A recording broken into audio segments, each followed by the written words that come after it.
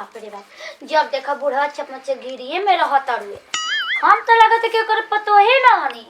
हम तो नागिन हनी, नागिन उनका के डस देव ना तो मर जी ह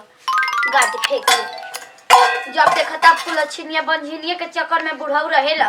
देखेला ना। हाँ हाँ केता ना कुछ कर ले, लेकिन कब दादा ना बनी हम आ ना कब जुड़ई हम दादा बन के। एगो हमार मरद बारन मांगी ना का तो ला के देवेलन का जरूरी है बोदी है टमाटर हाथ ना लइला के। अकेले बानी हम कुछ बना खा लेती। आवस बुढ़ाओ तो याद करे कि हम फरियाद देता नहीं कि या तो तू अलग हो जा, ना तो एक ही आँख से देखो, दू आँखा देखबे तो तारा आँख निकाल के हम पड़का दे। अभी जानते नहीं खा कोई संग तेल रखले मन बुढ़ाओ के तो याद था मीट मछली बनाई है ना, जौन तेल बची ना डिब्बा में रख दी।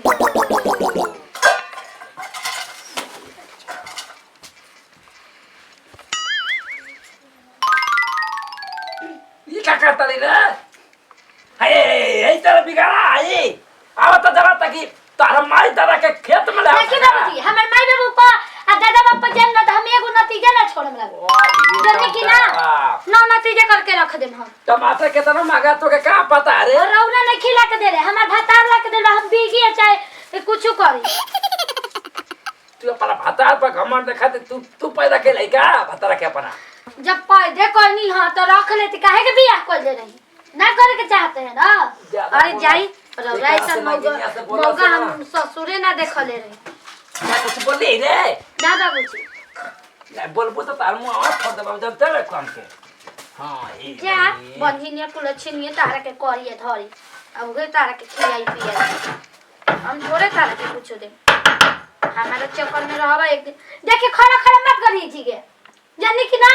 तेरा का कर बोल का कर हाय से खुरपी काम ले जाता नहीं अपना काम करके कि तोर बाप दादा लिया के दे आका फिर बाप दादा पर जाता ई बुढ़वा ना सुधरी। जब तक लेकर मार के खटिया पर ना ले टाइम ना तब तक ले सुधरी ना। आ ऐसा मार देम ना कि खटिया पर भोगी है। देखी वो कुलछिनिया बनती है बादे में खाना बनाए देखी हो के कोई। ओह नो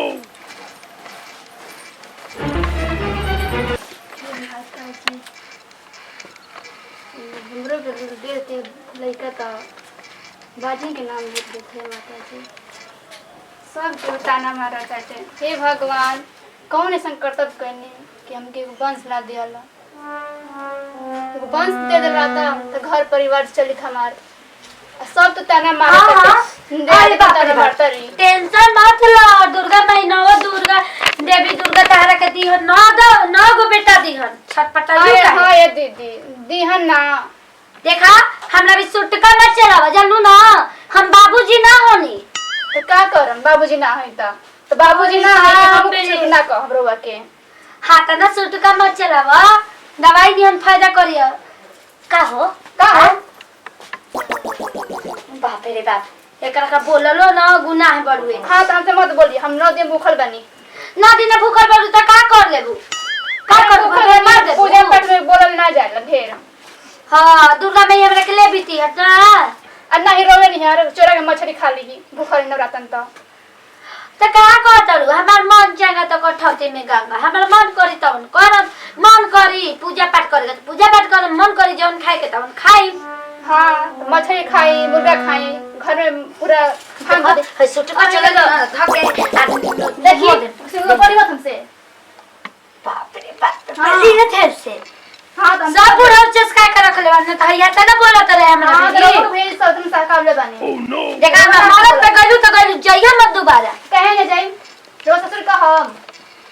अरे बाप रे बाप ससुर का हम अरे उहे बुढ़ा उलान हो कि तारा से बियाह ना करे खातिर तैयार फरक भड़क भड़क के भागत के गोड़ पर गिरल त आदमी गइल बियाह करे। हां तो रोवे नहीं रहे तो अभी तक बियाह हो का जा ओने घर में हे जा हमरे चूल्हा पारे के बा खन के बियाह मोय छे के सीख लेल बानी। हां माये बाप लड़ाकिन होई तबे तो लड़ती है जौन नैहर में सीख के आइल तब नहीं जे देखावती है मन तो पता ना आ तो फैसला करके रहम या तो आज बुढ़ाऊ के मर्डर करवा दे ना तो कटवा के फेंकवा दे भले हम जेल में रहम। दुआ खा करता बुढ़ावा हाथ ना कपार पे चढ़ैले बड़ुए के आज हाथ ना बोलती है उनका ताते ले मांस उधार दे अभी जानते नहीं। अरे का बैठल हो जा हां बाहर अगर बहुत ही बरल बारे आई कुल ऐसा लइया कुल है ऐसा लाई जे फेकल बारे हमरा कपड़ा पर चढ़ जाला। कपड़ा पे चढ़ी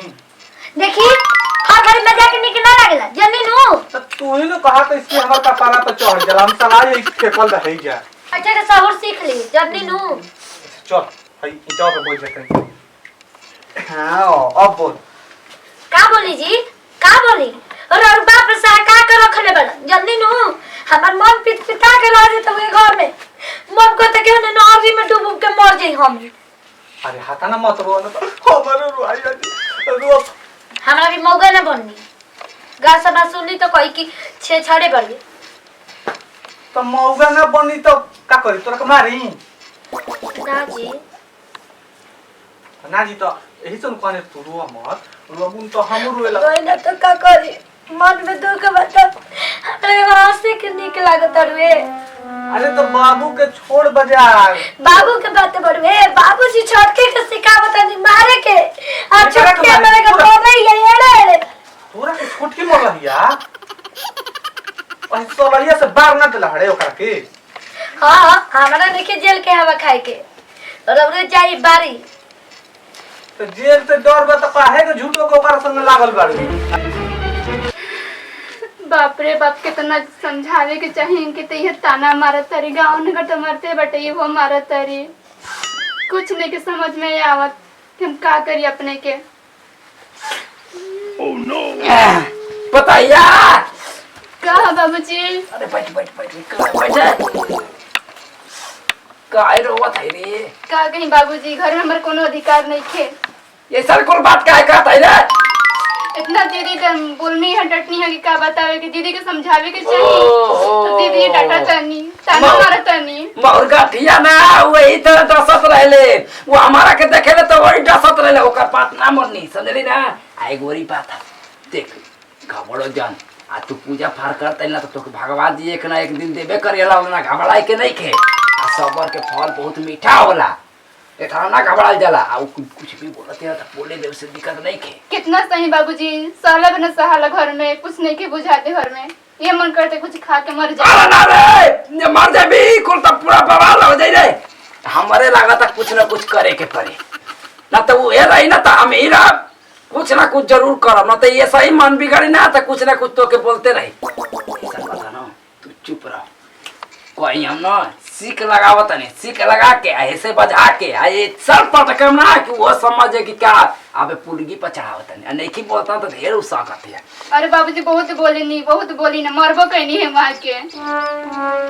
मरबो के लिए हाँ पूजा कर रही है या के मर देनी है वही तो दादी कर मौका मैं सिखौला मेरा रुके चाह बड़ा के मैं सिखौला बेड़ुआ कहीं का दिन भर में हरारू के बात सुनत रहला को अब एगो काम करे के रहता बेड़ुआ कहीं की ना बीमार है ऐजा में पड़ रही कलरा में पड़ रहा सार तो क्या बता ओह नो जो जो पहले देखी के हर भी आऊ जो तू बोलिए जा रोका ले ना तो और भीड़ जाई झगड़ा तो बहुत बवाल हो जाई। हाँ तो मरवा दे अरे बोलता तू कर नहीं कि बोल भी तो बात रहा कि रे चले ना कि यार बिया देखी था माटी के घर में काका पिटाई तो बोलहु मैं दिल्ली सहारा में चलत अभी सब पूजा पाठ के दिन भरुए सब आराम से पीस के रख देती सब जन महारानी का कर तारी सुतल बाड़ी ऐसे अच्छा रह के अलगा पर कपूरा कर देता का जरूरी है एक में रहला के एक में रहतो बानी ये दिन भर हम खटता तो बानी हम ही ना एगो घर में नौकर उतरल बानी या नौकरानी उतरल भाई हमार मर्द ने नौकर भाई ने हम नौकरानी भाई घर ले बधार ले हमार मर्द करत रहवे आ घर में पूरा काज हम करतन हां उनी जना राज भोगत कौन जा बाप रे बाप ससिल ना धोल जुग रहे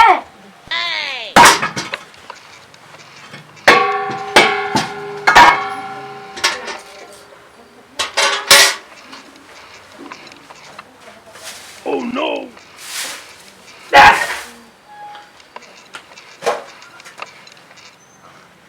ताकत है हमारा के खाई भी खा के ले जाइबी। अरे उन्हें कहा खोला तनी कुछ करत ना तू अपन काम कर हम अपन काम करत है। कौन काम करता नहीं काय बोलते हैं तनी ना घरवा में ये कुल ना था क्या कोई नहीं हो क्या कोई नहीं है जी अपन अपन काम होता घरवा में ताना तू नहीं चला था गवा घर में और गवा घर में तो अरे आओ तो भगवान आप फोड़ देले बा रहते आप फुट गइल बा हाँ हां नइखे दिखत कि के घर में का करता का नइखे करत अरे ऐसे अच्छा रहे कि दीनानाथ बाबा तारा आँख फोड़ दे जब तना को तो हार ना ये बड़ी जब हां तो मारी ना तो हम मर के कपड़ा फाड़ तुम्हारा भी ससुर का पता पहन छोड़ अब तो हम छोड़ देम रे के कहीं ना कि छोड़ दे ई पता बहुत बढ़िया काम करत है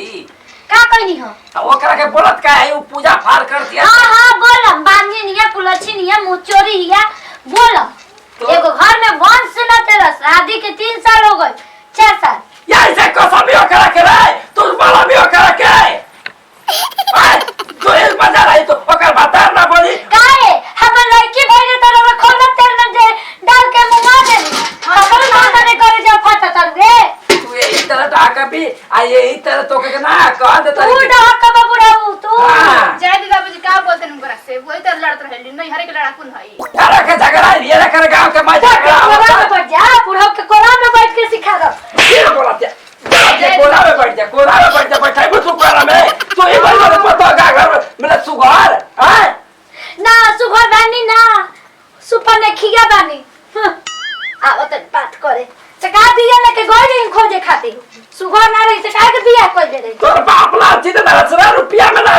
अरे जाई ना और रौला लालची रही कि दहेज मिला तरुए बढ़िया घर के कुल खानदान अच्छा बढ़वे तू राते दूसरा घर में आ तो के भूज के खाएगा तो हमारा घर में बच्चे कुछ अरे जाई ना हमारे चक्कर में बन गई नहीं जा हमरे बाप के दिल है इतना हो गई हां तो हाँ, तो ना भय रही तो। तू ना तो बोल ये बोला तेरा एकर भाषा चाहले मौगावा हम जाना थई ओरी कोनो बात ना उ ना लाइक सुनने से देखी हमर भतार के कहानी आज के बाद कहम जब ना तो धर के जीभ है आ खींच के रख दे टाका पर हां हम बता तो बदमाश मारे ना इका भइल गलीला हो देखी राम बाबू जी मारो ना दिया करे के सहारा के मरला हो काहे मरला हो सिखौला में मारो हाँ? नहीं हमरे अरे में आराम काइया हमार मेहरानू परी और का अरे या हमार काइया कहा पतो होइयो की लवरी माई या हमार की तोर ये लवरी माई ई जान कहता तू कहबे अरे मतलब हम गैस भरा में को रही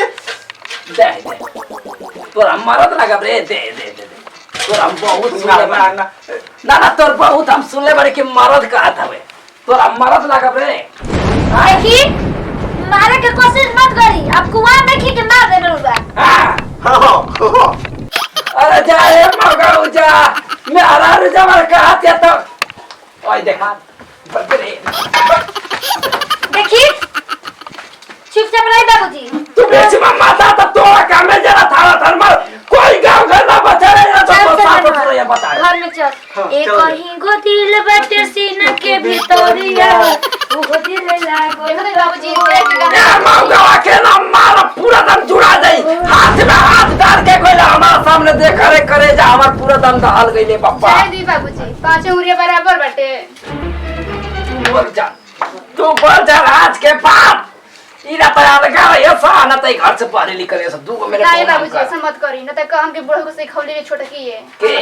दीदी जी कहे लगो कोई त का करे का ये काल में को के का करी हमारा कोरो का बारी हमारे को आए गोरी बात था तू अपन भतार के फोन लगाइए बड़ा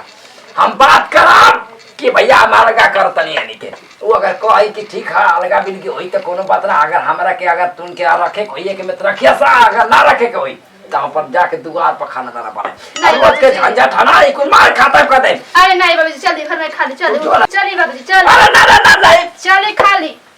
ऐसा बात है ना कि भूख तो लगल यार सही कहतली चल चल खाना बनाना कार हमरा के भीतर गोड़ा जो क्या होता है हां जाए अब कर बाद मुखिया जी के बोला कि ये बात फैसला जरूर करवाई जाए हां जल्दी लेके आ